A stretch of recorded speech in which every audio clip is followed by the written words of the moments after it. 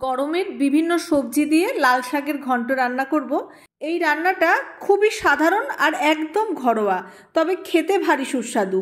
শুধুমাত্র এই লাল শাকের ঘন্ট দিয়েই পুরো ভাত নিমেষেই শেষ হয়ে যাবে, আর যারা খাবে তারা প্রত্যেকেই বলবে এই রেসিপিটা দারুণ হয়েছে। নমস্কার বন্ধুরা, কেমন আছেন সবাই? আশা করি আপনারা সবাই খুব ভালো আছেন। তোফাস রান্নাবান্নায় আপনাদের সবাইকে স্বাগত জানাই। প্রথমেই গ্যাসে কড়াই বসিয়ে দিয়ে দিয়েছি 4 টেবিল চামচ সর্ষের তেল, আর তেলটা খুব ভালো মতো গরম হয়ে গেলে দিয়ে দিলাম কয়েকটা বিউলি ডালের বড়ি। এই বড়িগুলোকে নেড়ে চেড়ে বেশ লাল লাল করে ভেজে নিতে হবে। বড়িগুলো বেশ লাল লাল হয়ে গেছে, আমি তেল থেকে ছেঁকে বড়িগুলোকে তুলে নিচ্ছি। আর ওই তেলের মধ্যেই দিয়ে দিলাম 1 মুঠো চিনেবাদাম। এই বাদামটা দিলে তরকারির স্বাদটা কিন্তু একদম পাল্টে যাবে, খেয়ে দেখবেন দুর্দান্ত লাগবে। নেড়েচেড়ে বাদামগুলোকে কিন্তু খুব ভালো মতো করে ভাজতে হবে। বাদামগুলো খুব বেশি যাতে ভাজা না হয়ে যায় সেটা খেয়াল রাখবেন। বেশি করে ভাজা হয়ে গেলে বাদাম পুড়ে তিতো হয়ে যাবে। আর বাদাম থেকে যখন একটা সুন্দর গন্ধ আসবে বাদাম ভাজার, আর বাদামগুলো সব ফেটে যাবে, তখন দেখবেন বাদাম ভাজা হয়ে গেছে। বাদামগুলো তুলে নিয়ে ওই তেলে দিয়ে দিলাম 2টো ছেঁড়া শুকনো লঙ্কা, 1টা তেজপাতা আর 1/2 চা চামচ পাঁচফোড়ন। ফোড়নটাও নেড়ে চেড়ে বেশ একটু ভেজে নেব।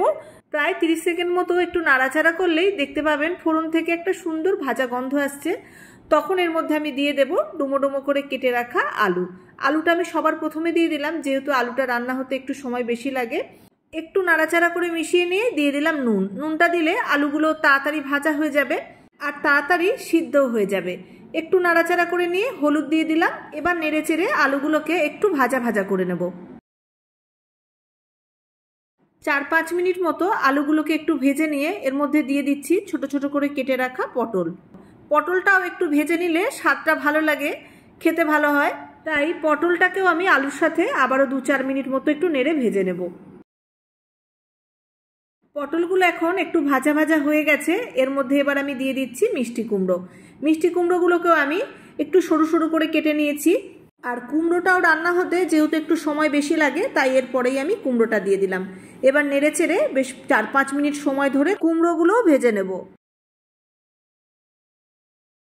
নেড়ে চেড়ে ভালো করে মিশিয়ে দিয়ে একটা ঢাকা দিয়ে দেব, আর গ্যাসের ফ্লেমটাকে মিডিয়ামে রেখে 3-4 মিনিট মতো রান্না করে নেব।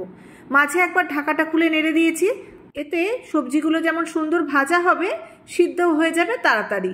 ভাজা হয়ে যাওয়ার পর দিয়ে দিলাম টুকরো টুকরো করে কেটে রাখা বেগুন। সব সবজির পরিমাণ একই রকম দিলে ভালো হয়। আমি এখানে মোটামুটি একই রকম সমস্ত সবজির পরিমাণটা দেওয়ার চেষ্টা করেছি। বেগুন রান্না হতে সময় একটু কম লাগে, তাই একটু শেষের দিকে দিলাম।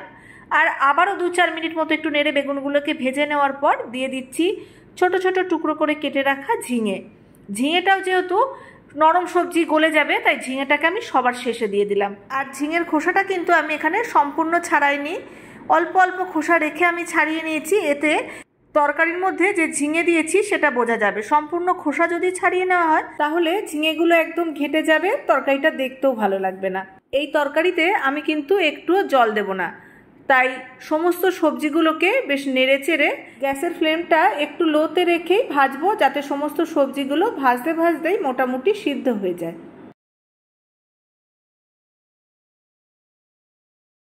সব সবজি মোটামুটি বেশ ভেজে নেওয়া হয়ে গেছে, আর সবজিগুলো বেশ ভালোই এখন সিদ্ধ হয়ে গেছে। এবার এর মধ্যে আমি দিয়ে দিলাম 1 চা চামচ আদা বাটা। এখন আবার নেড়ে চেড়ে 2-3 মিনিট বেশ ভালো করে ভাজবো, যাতে আদার কাঁচা গন্ধটা সম্পূর্ণ চলে যায়। আদা বেশ ভালো মতো ভেজে নিয়েছি, এখন আদার কাঁচা গন্ধটা চলে গেছে। এবার একটু গুঁড়ো মশলা অ্যাড করব। দিয়ে দিলাম 1/2 চা চামচের একটু কম শুকনো লঙ্কার গুঁড়ো, 1 চা চামচ জিরে গুঁড়ো, 1 চা চামচ ধনে গুঁড়ো। সব গুঁড়ো মশলাগুলো দিয়ে দিয়েছি। এবার নেড়ে চেড়ে আবারও একটু ভালো করে ভেজে নেব। আমার এই রেসিপি আপনারা যারা ফেসবুক পেজ থেকে দেখছেন তারা পেজটা একটু ফলো করে দেবেন। মশলা দেওয়ার পর বেশ ভালো মতো ভেজে নিয়েছি। তরকারিটাও এখন বেশ শুকনো শুকনো হয়ে এসেছে, কড়াইয়ের মধ্যে হালকা লালচে লালচে লাগতে শুরু করে দিয়েছে। আর বেশি ভাজবো না, এর চেয়ে বেশি ভাজলে কড়াইয়ের নিচে লেগে পুড়ে যাবে। এবার এর মধ্যে কেটে রাখা লাল শাকগুলো দিয়ে দিচ্ছি, তবে লাল শাকগুলো কাটার আগে কিন্তু খুব ভালো করে বেছে ধুয়ে নিতে হবে। আর অল্প একটু নুন দিয়ে দিলাম, খুব বেশি নুন দেব না, যেহেতু আমি সবজি ভাজার সময় নুন দিয়েছিলাম। আর শাক এমনিতেই একটু নাড়াচাড়া করলেই সিদ্ধ হয়ে গিয়ে কমে গিয়ে একদম অল্প হয়ে যাবে। এবার নেড়ে চেড়ে সবজির সাথে শাকটাকে বেশ ভালো করে মিশিয়ে নেব। আর শাক থেকে কিন্তু বেশ খানিকটা জল ছাড়বে। আমার রেসিপি আপনাদের ভালো লাগলে একটা লাইক করে দেবেন, সকলের সঙ্গে শেয়ার করবেন। আর নতুন বন্ধু হয়ে থাকলে চ্যানেলটা সাবস্ক্রাইব করে আমার পাশে থাকার অনুরোধ রইল। 4-5 মিনিট মতো নাড়াচাড়া করতে করতেই শাকের পরিমাণটা মজে গিয়ে বেশ খানিকটা কমে গেছে। যেহেতু আমি শাকের মধ্যে অল্প নুন দিয়েছিলাম তাই তাড়াতাড়ি শাকটা মজে গেছে। এবার একটা ঢাকা দিয়ে সব কিছু খুব ভালোভাবে সিদ্ধ হতে দেব। 4-5 মিনিট মিডিয়াম ফ্লেমে ঢাকা দিয়ে রাখার পরই দেখুন শাক থেকে কতটা জল ছেড়েছে।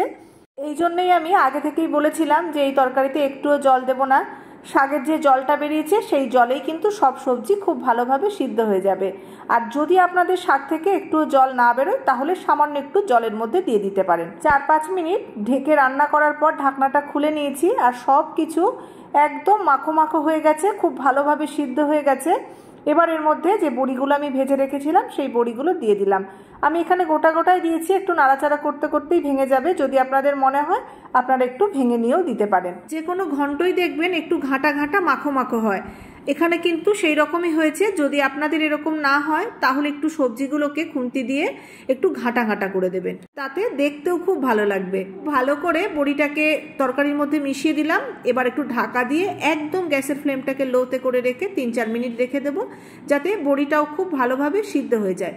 এবার ঢাকাটাকে খুলে নিলাম, একটু নাড়াচাড়া করে নিয়ে এর মধ্যে এবার দিয়ে দেব একটু চিনি। চিনিটা কিন্তু দিতেই হবে, চিনি না দিলে এর টেস্ট আসবে না।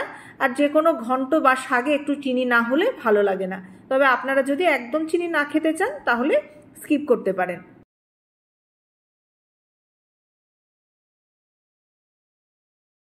এবার চিনিটাও নেড়েচেড়ে ভালো করে তরকারির মধ্যে মিশিয়ে দিচ্ছি।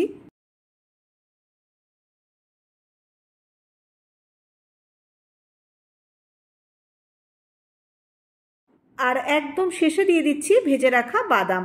বাদাম দেওয়ার পর আর বেশিক্ষণ রান্না করব না, একটু নেড়েচেড়ে মিশিয়ে দিয়ে ঢাকা দিয়ে 2 মিনিট মতো গ্যাসের ফ্লেমে একদম লোতে রেখে গ্যাস অফ করে দেব।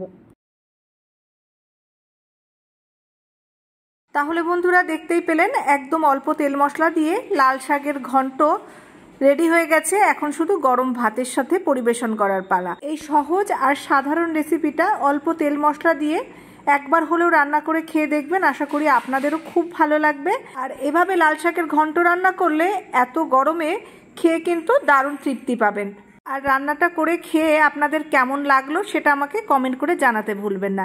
এরকম নিত্য নতুন রেসিপি পেতে পাশে থাকা বেল আইকনটা প্রেস করে দেবেন, যাতে নতুন কোনো রেসিপি আপলোড করলেই সকলের আগে আপনার কাছে পৌঁছে দিতে পারি।